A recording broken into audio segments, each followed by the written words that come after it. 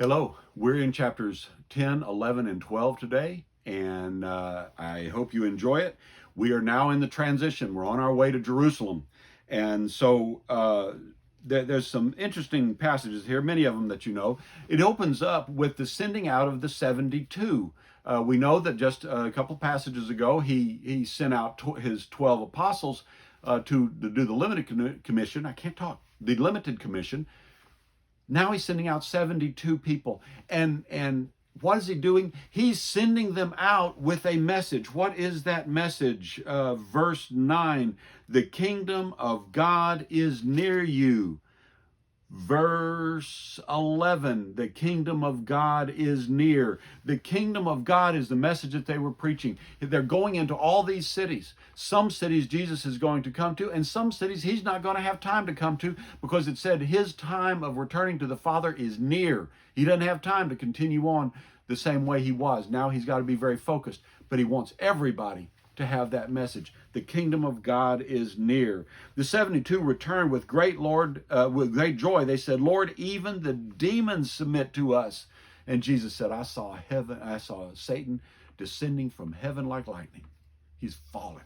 Satan is fallen. Why? Because the kingdom of God is near. That's important for us to know as well as them. We get to a very famous parable of the Good Samaritan, who is my neighbor. We get to the home of Martha and Mary. We know they live in Bethany, so he's getting close to Jerusalem at this point in time. He's literally right outside the outskirts of Jerusalem, although I don't think he's actually gone in yet. And then we get to chapter 11, which is Jesus' teaching on prayer. And we have the Luke's version of the Lord's Prayer. I want you to notice how he starts it. And sometimes I think we misunderstand the significance of this one little phrase. He says, Father, hallowed be your name, your kingdom come. In the Matthew account, it says, your will be done on earth as it is in heaven. Your kingdom come. What was the message that the 72 just sent out? The kingdom of God is near. So when you're praying, focus on the kingdom of God. Our prayer will be a little bit different from that. Why? Because the kingdom's already come. That's what Jesus is doing. Okay, so that's it. The middle of that chapter, a little later on, there's two more parables that he gives talking about when you ask someone for some help, and even if they don't want to give it to you, they usually give it to you and things like that. He says this is part of his definition of how you pray. It's talking about a prayer with an expectation that the one you're praying to can and will do what you ask. Remember in the previous reading, I think it was yesterday, where the man asked Jesus, if you will, and Jesus says, I will. Jesus will. He will. Jesus is accused of doing what he does by the power of Beelzebub. Jesus says that makes no sense. If I drive out demons by the power of the demons, the house is going to fall. Not happening. Get over to the end of that. There are 6 woes. Very interesting. Read them. Pay attention. This is Jesus putting his finger right smack dab in the nose of the scribes and the Pharisees. He says, I want to break down for you why your teaching doesn't work. I want to tell you why your attitude towards God doesn't work. Why what you're doing does not work. And he does it in a very pointed way. Not surprised that they wanted to kill him. But he gets very personal.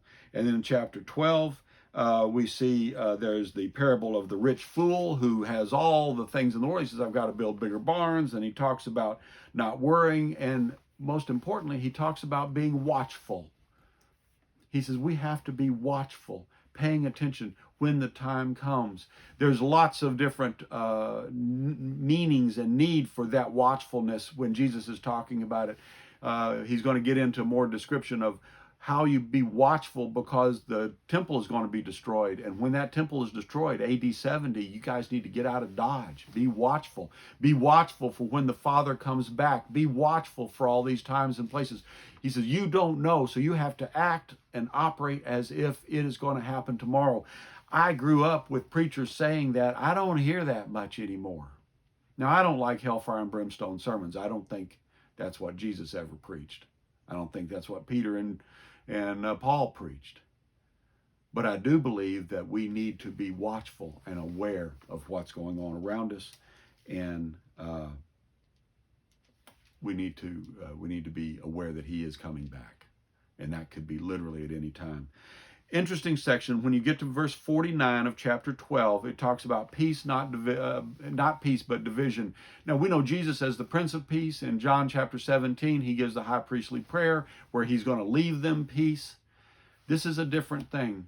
Jesus is saying there is going to be division because of me. Why? Because everybody won't listen. Everybody won't buy it. And when they don't buy it, they're not going to be satisfied with just letting you go on your own merry way. You're going to have opposition. That's something we need to realize even to this day. Anyway, enjoy the readings. I hope you are enjoying the Gospel of Luke. I hope you're seeing this big picture that he's spelling out. Have a great evening. God bless you.